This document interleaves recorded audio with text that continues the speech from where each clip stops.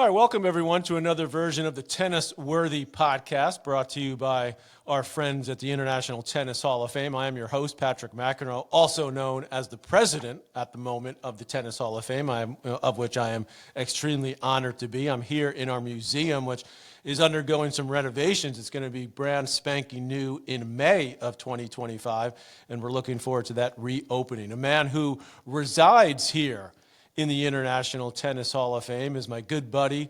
I call him a combination of my father figure, my brother figure, my mentor, and most importantly, my good friend, my great friend, the one and only Mr. Cliff Drysdale. Welcome to TennisWorthy, Cliff. Very nice invitation, and I appreciate it. And I know under your leadership there are going to continue to be improvements at the International Tennis Hall of Fame, and I am truly proud to A, call you my friend, and B, be a part of the International Tennis Hall of Fame.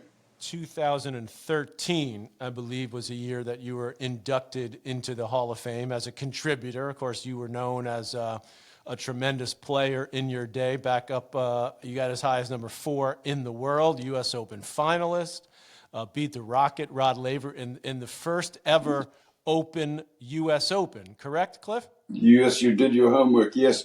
And I did. I beat the great Rocket, and he won the Grand Slam the next year, all 4 majors.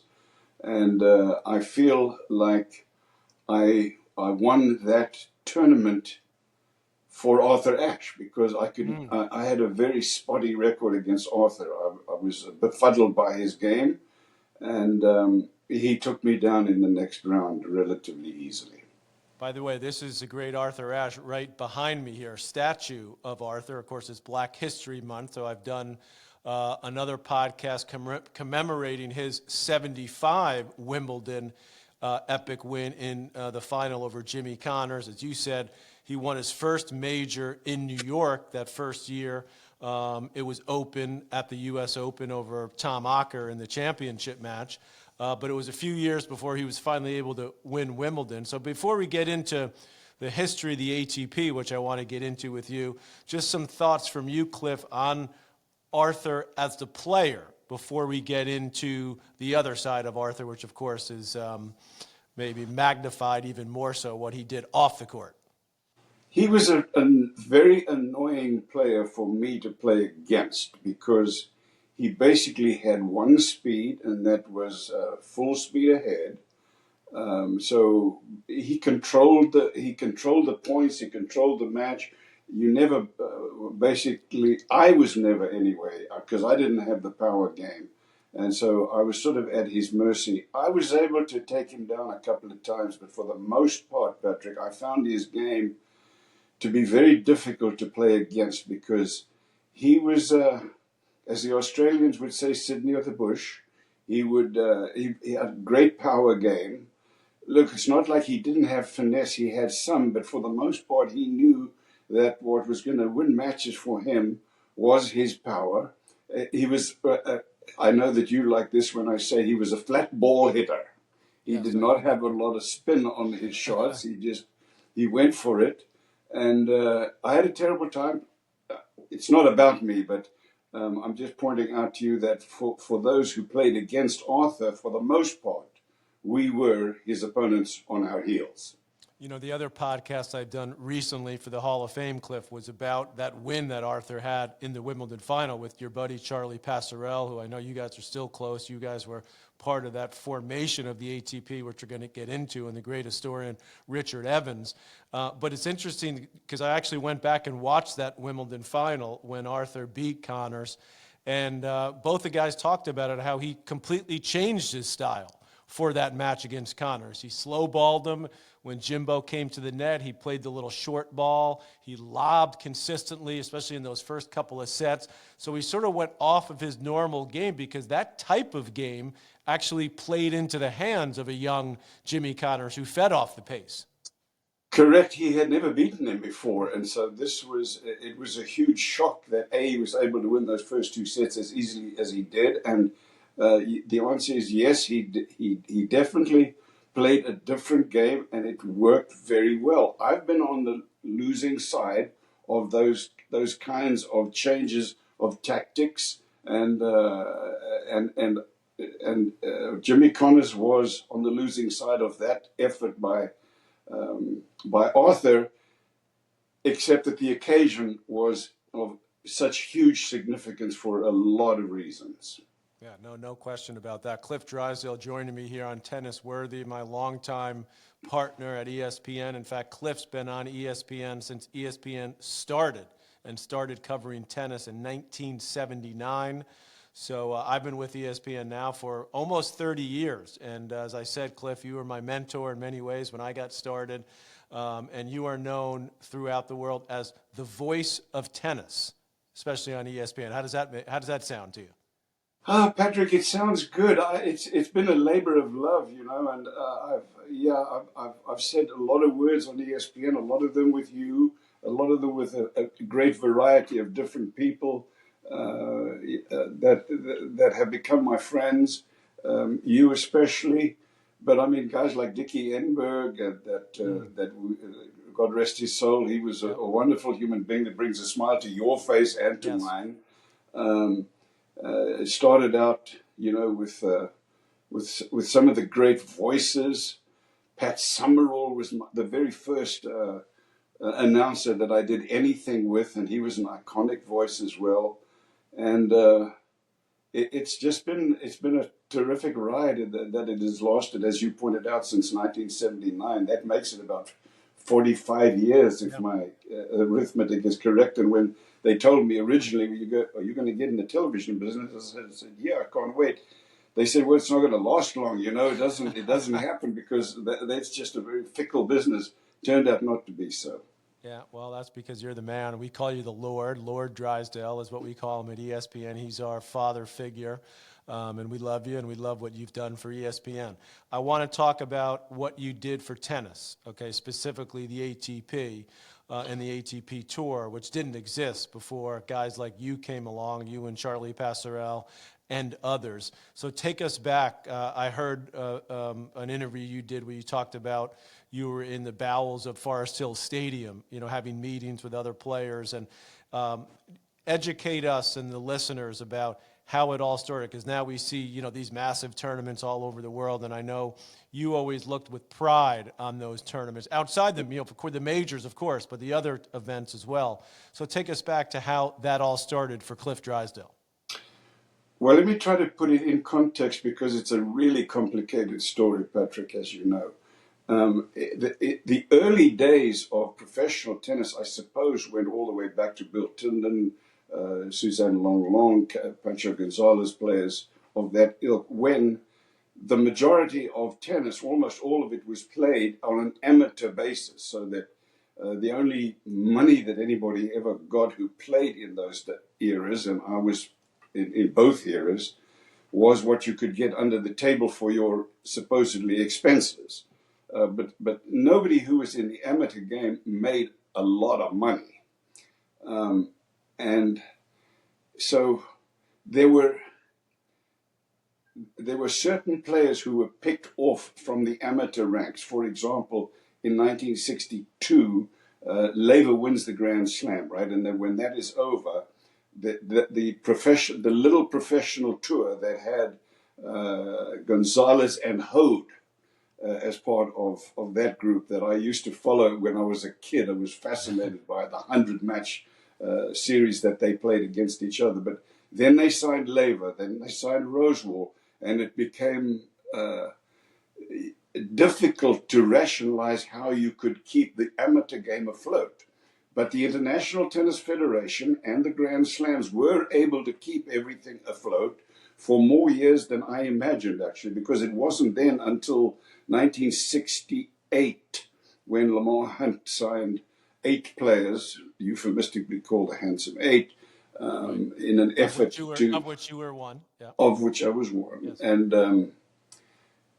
that really took a huge bite out of the amateur game. And it became clear to Wimbledon, who were really the forerunners of the modern professional game, that if they were going to continue to be the biggest event in tennis, they were going to have to just consider a change. And it was a huge change. They had a little exhibition match on center court, and Herman David said, if this is a success, then we're going to open Wimbledon, which they did the following year. So 1969, Wimbledon is open, and tennis is open, tennis booms, and that's basically all she wrote. There's so much more to the story because the formation of the ATP then follows. WCT has one section of the calendar.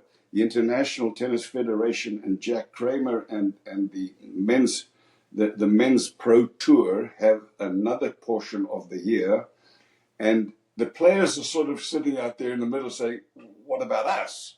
Right. And we have a meeting, as you pointed out, in the bowels of Forest Hills. That was in 1972, during the U.S. Open, and we basically said, "Listen, it's too long a story to go into the details, but there are pros, there are amateurs, and then there's another category that's in between the two." And we said, "This is silly. Let's just form an ATP and let's move this game forward." And frankly, that's what happened. It was the following year that we made the huge decision to boycott Wimbledon for a reason that is, I don't know if you want us to go into that one, Patrick. Yeah, sure. But Nicky Pilic they wouldn't let him play because he didn't play for his country.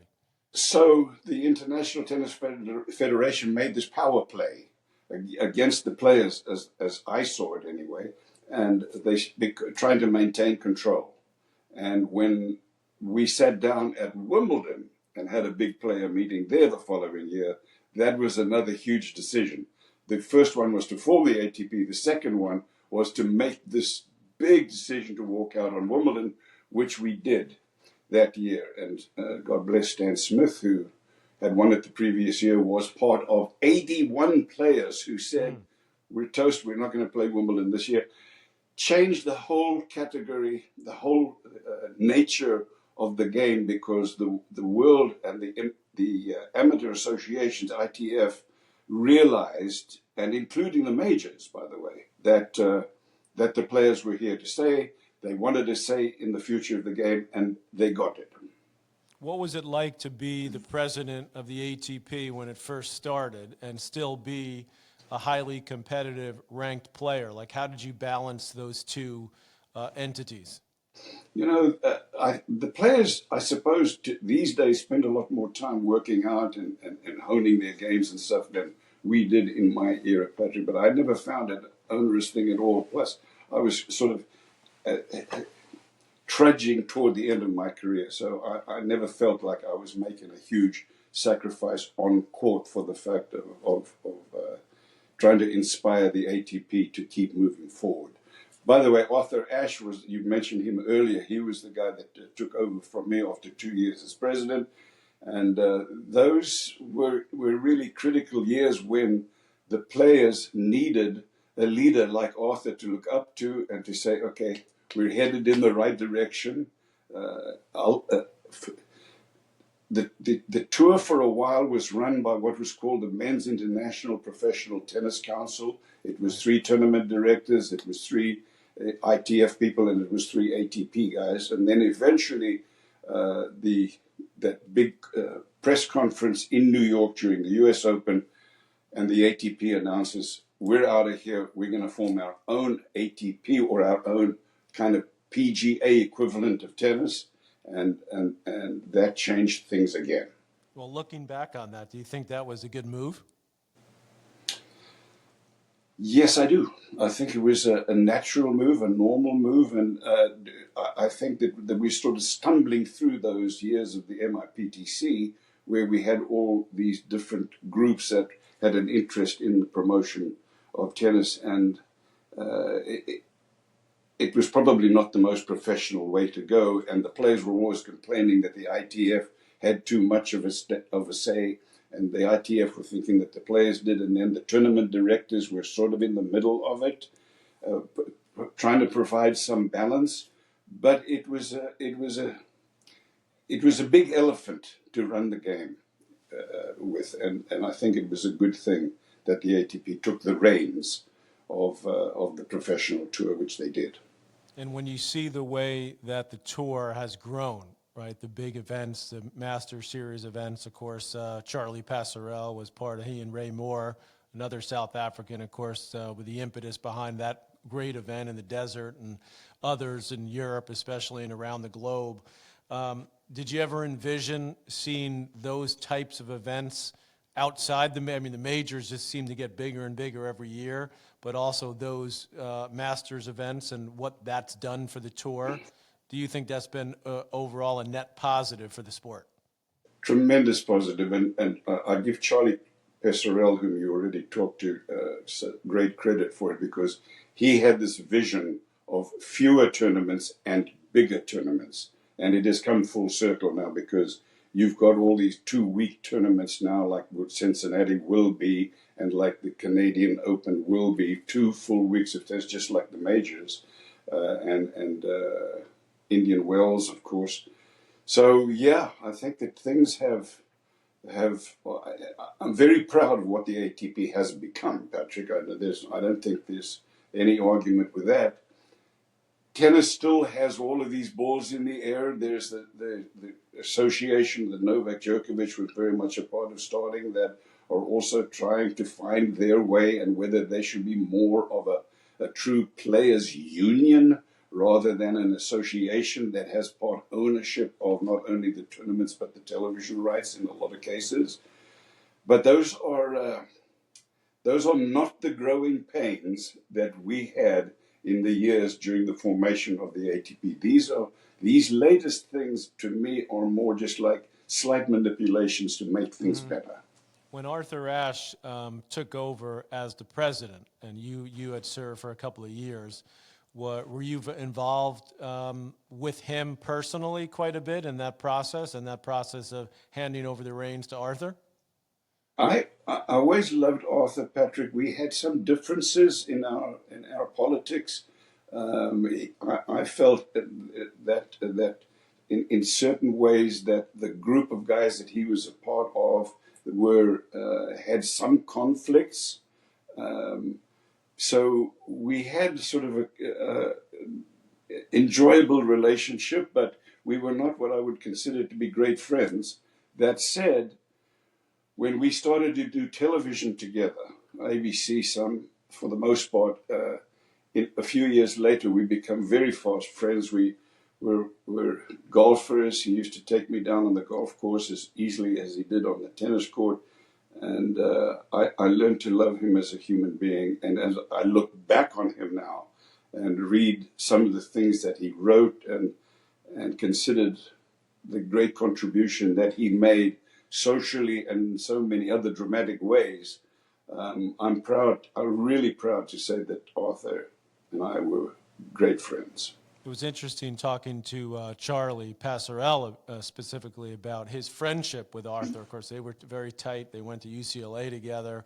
And I asked him about, and I'll ask you the same, about the challenges Arthur obviously had to face as a black man growing up in a white sport, coming from Virginia, and then also kind of being thrust into this position, where he could help change society. And Charlie said something really interesting. He said, I just thought of Arthur as my buddy. I never really thought about that and sort of the pressure that he was under as a player, but most importantly as a person with all this responsibility on his shoulders. Did you ever feel that being around Arthur as much as you were when he was in those years of leadership?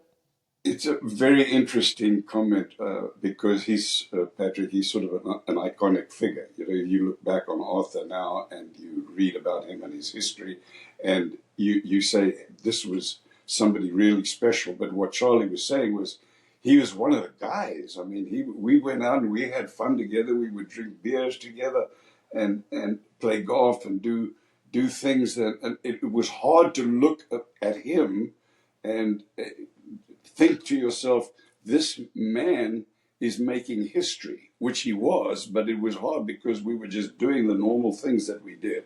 So I can fully understand what Charlie was saying. That said, there was a gentle nature about Arthur, a wonderful, warm, his dad said to him, look, you're a black man in this white man's world, and one of the things that you should tried to accomplish at least is take the losses like you take the wins and not make it too dramatic. In today's world, that might not fly, but in that day, in those times, and in those days, Patrick, in my opinion, it was exactly the right thing to do because he did have an emotional connection with blacks, with whites. Listen, he was incredibly popular. He was a black man in a white man's sport, incredibly popular. Everybody always wanted him to win.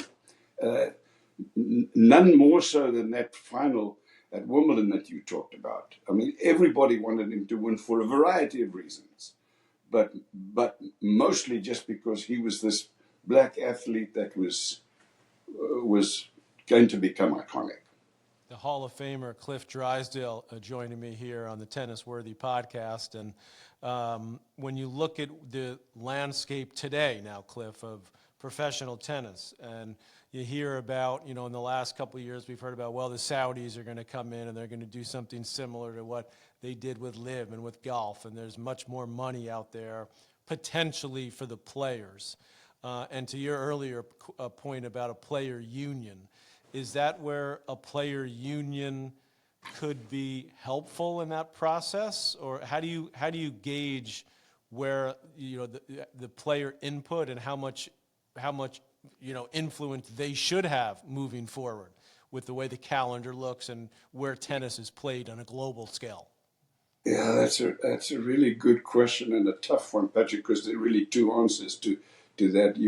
The one question is, should the players be an association, which is basically what they are now, owning tournaments and owning television rights, etc., or should they be a straight union where they just say, listen, you can afford to pay us more money, we're in here for the money, we want to be a union. And I think that the answer to that question is to me still up in the air.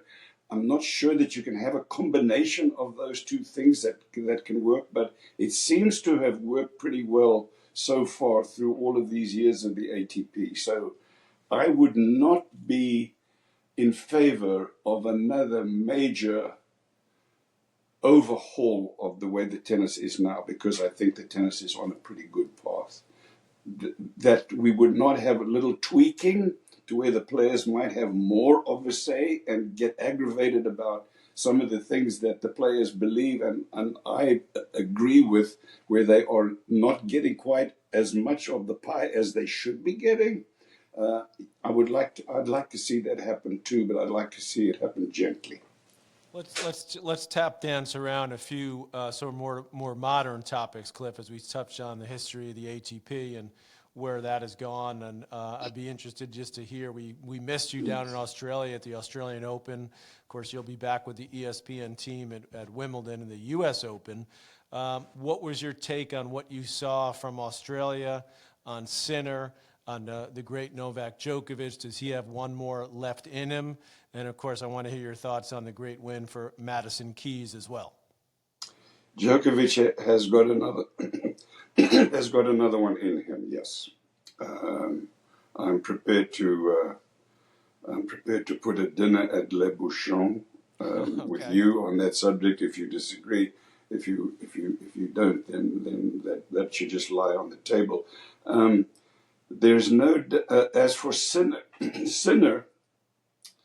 I think he's the best player in the world right now, Patrick. And if I were to bet, I would say that he could probably be the greatest of all time. I mean, that's a little too early to speak in those terms now, because of course you've got Carlos Alcaraz, who's right there alongside him, and that is the story that has not been as fully told yet clearly, and it's going to be what I think the great story of the next few years of men's tennis. The thing that's hanging over his head is this drug thing, and it's above my pay grade to make a comment about that. I suppose we're supposed to be, or I am as a commentator, take a position. Very difficult for me to imagine that the small amount of whatever the drug was, and as I said, I know very little about that whole process, but that could have made or will make a big difference in. That said, if you you've got to play by the rules. And if he flouted them in a way that he should be sanctioned, then so be it. As for the great win in the women's singles, Patrick, I thought that was something that we have been waiting for from Madison Keys for so long. And in a way, it brings a big smile to my face because there are those among us who really wrote her off, and said, listen, Madison is a great player. She's a great talent. She's strong. She hits the ball with all the power that you need. But she's never actually going to win a major. So that she did was, I think, I hope it's a precursor for her being a part of the conversation when we come to who's going to win at Wimbledon and the US Open. I hope it really is a part of that conversation, and I think it can be. Yeah, I don't think there were many people in the tennis community, and I include current players, that were not smiling ear to ear when they saw Madison Keys win that Australian Open title. Boy, it was so impressive the way she did it. I mean, Rybakina she beat, Svitolina, I believe she beat, and of course, in the two semifinals and finals to beat the top two players, Swiatek when she had to save a match point, and then Sabalenka in another long, great three-setter, and do it in different ways. So it was, like you said, it was cool to watch. It was a great moment for her, and I think for tennis overall, to see her finally get over the hump. Someone that's one of the real good people in tennis, to see her hold that major trophy was pretty darn cool. Do you think she's going to win another one, Patrick? I think she could win. She was on her way. Not to could, will she? Yeah, I think she will. I think she'll win Wimbledon. I think this year is a good chance. She was on her way to having a good chance to win it last year. I remember when she got injured late in the match. I think it was in the round of 16 or quarters. And of course, we know how that turned. I mean, Krejcikov, an excellent player, but certainly Madison would have had an excellent chance, I believe. So I think she can. I think now that the pressure's off, agree. I think she'll play well. Let me ask you also about the American men, because there's quite a few of them doing well, very well. Obviously, Taylor Fritz is right there in the top 5. You've now got Tommy Paul for the first time in the top 10. Ben Shelton knocking on the door. Of course, there's Korda, there's Tiafoe. There's some good younger ones that came up and made some a splash or two at the Australian Open. Lerner Tien and Alex Mickelson are two that I think of. What's your overall take on the American men, and can any of them win a major? The answer to that is definitely definitely yes. Patrick, I just feel like we need somebody to really take the bull by the horns and make the statement. The problem is, as I look from above, when you look at the way that men's tennis has developed over the last couple of decades, we've had the Fabulous Four, if you want to include Andy Murray in that, and it looked for all the world like when that era was over, and it's closing in on being over now, clearly, that there would be all kinds of opportunity for the players that you mentioned from the US, among other players, of course, among other countries, of course. But then you have this Yannick Sinner who comes up and the Spaniard, and they kind of are dominating this part of the year, and then you've got that whole group of people caught between them. So can one of them make a move and be a standout and win a major? Yes, of course. But it's a problem for them because they're sort of caught in this era in between the greats of the Fabulous Four and now this Sinner Alcaraz era. Two of my great memories of working with ESPN. One was calling the epic Nadal Federer final, the one that when Rafa won his first Wimbledon, with our buddy Dick Enberg, because we were calling it remember, we weren't live on ESPN in those years. We were calling in case it became a classic. So, of course, I would always say at the beginning of the telecast, this is definitely going to be a classic, because you knew that if it wasn't a classic, it would never make air. So I was like a genius.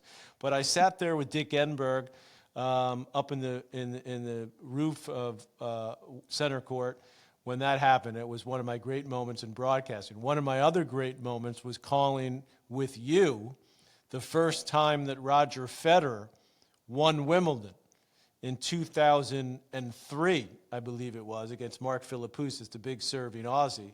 And do you remember, Cliff, that you had a tear in your eye when Roger Federer won, got down on his knees, and then he got up, and then he got the trophy? Why did you have a tear in your eye when Roger Federer won that first Wimbledon?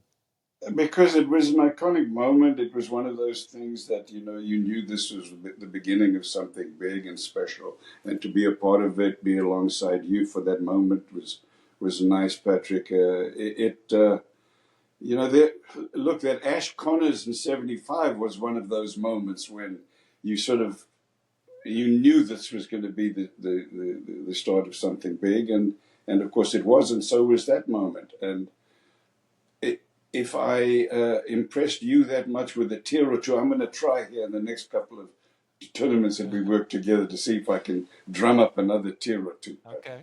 All right, let's look back on the big four, specifically the big three. Of course, Andy Murray and there, Stan Wawrinka. Both those guys will, I'm sure, end up here in the International Tennis Hall of Fame. Novak is still going. Rafa was, Rafa and what he did on, especially on clay, amazing. What stands out as you look back on those three or those four, however you want to term it, over the course of your career? What memories do you have that they're etched in your brain? The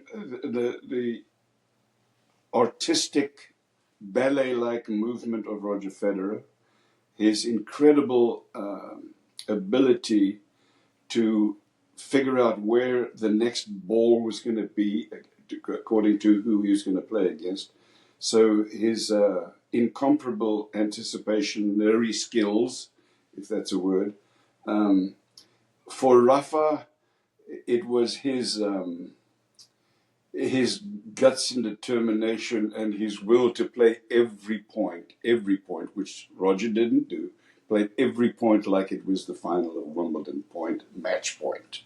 And it's a tremendous lesson that everybody can learn, not just tennis players, but for people in every walk of life. If you can play and think of every moment as you got to play this like it's the last thing that you will ever do, and that's the most important thing you will ever do, then do that. As for Novak, what impressed me most about him was as a kid when he said, I want to be the number one player in the world. And he's not that much younger than the other two. And that he would say something like that in this world, which was dominated completely by Federer and Nadal, and mean it, and mean that he thinks that he's going to be able to compete with those guys and become the number one in the world. And the effort and the energy that he put into improving himself as a tennis player and as a person over the years, do not think he gets enough credit for that. It's hard work, it's talent, he's obviously that he has, and it is incredible self-belief. But so I have tremendous admiration for all three of those guys, and I'm proud to have lived with you through those years of those three guys and what they accomplished. Well, it was special, and I was looking at some old clips, and I think it was after the U.S. Open. It was 11 or 12 when I think Novak won 3 of the majors, and Rafa said something to the effect of, Novak, it's an unbelievable year. What you did was basically impossible, to do it. And can never be done again. And then Novak was interviewed, asked about it. I don't know if it was after the match or it was shortly after, and they referenced the comments from Rafa. And Novak said something very telling. He said he paused for a second and he said, nothing's impossible. And he's sort of done that, hasn't he? I mean, it's amazing and how he was in his 30s. He just sprinted past both those guys with his level of excellence and commitment on every surface. To me, that's what makes him the greatest of all time, is that he was so good on every surface, under every type of condition, against the two of the greatest ever that he beat them in their prime, both on their favorite surfaces. I put a full exclamation mark of agreement with that, Patrick. I totally get that. The other thing that that I kind of really like about him is that he is so articulate. And if you listen to him over the years and listen to his pronouncements and his press conferences, there is no way that he can be saying the things that he says and be, like some people say, inauthentic. I just don't buy it. I think he's an authentic genius on the tennis court, and off the court, I think genius may be a little too strong a word, but that he is one very smart guy who has spent so much of his time improving himself, as I said earlier, as a human being and as a tennis player. I'm a big fan of his, and I don't think he's inauthentic, and I don't think the things that he's saying for a reason other than this is what he believes, truly. I'll take you up on that bet, by the way. I don't think he's going to win another major, meaning Djokovic. He's won 24. Of course, he may, and I'll be very happy to take you to dinner, whether he does or he doesn't. But I'll just take, a fun bet. I actually said at the beginning of last year, when someone asked me, I said I didn't think he was going to win another major. Now, the Olympics, of course, was huge. He won that last year, but he didn't win a major. Of course, he can. Of course, I wouldn't be shocked if he does.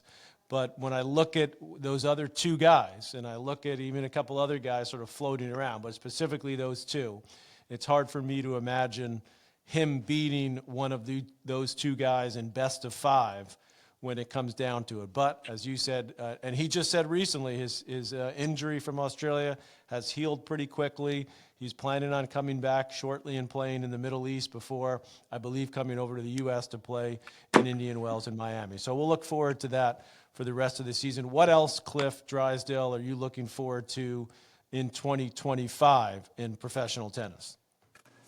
I think this has been a wide-ranging conversation, and it has just juiced me up to look forward to see how all of these things turn out.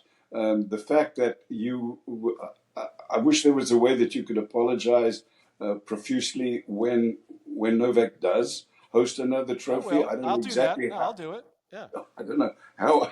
So, like BG would say, I'm going to do 100 push-ups or something like that. I don't know if I can do that many, but I'll do a few. But I'll take you to a nice dinner, and we've had our share over the years. I miss you on the road when you're not there. So thank you for joining me here on the TennisWorthy Podcast. Come visit us here in Newport anytime, a Hall of Famer. You are always welcome. We're looking forward to this year welcoming Maria Sharapova and, of course, Bob and Mike Bryan coming into the Hall of Fame this year. So we're looking forward to that. And next year, there may be a guy by the name of Roger coming in 2026. So we'll be looking forward to that as well.